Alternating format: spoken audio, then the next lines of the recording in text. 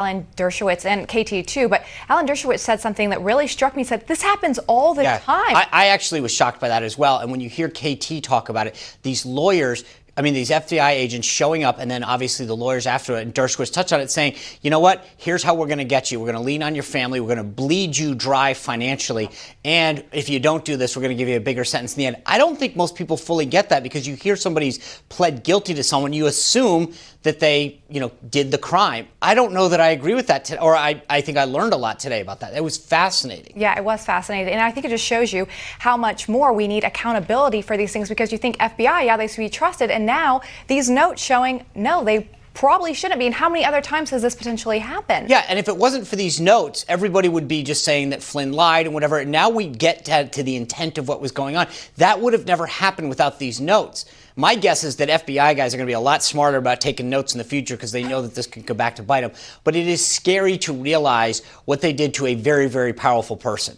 Yeah, that's right. And I think another interesting point that KT made, if Flynn didn't do this investigation himself, which he spent millions of dollars on, they would have gotten away with this and it would have never even come out. And what if this happened to someone who didn't have millions of dollars to be able to have great lawyers? Oh, by the way, they don't have millions of dollars. These guys are going to be going in debt and paying this off for the rest of their life. I don't think that this has, neither one of them probably have the money to deal with this. This is going to be a lifelong payback.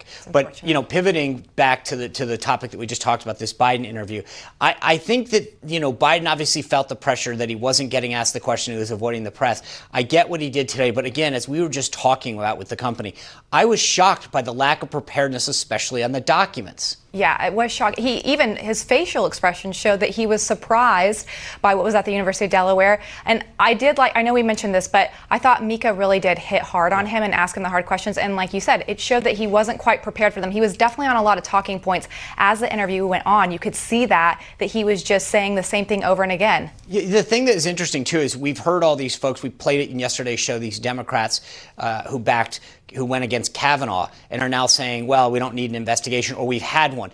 Biden today said on the record, we need an investigation. Now the question is, who's going to do it and where?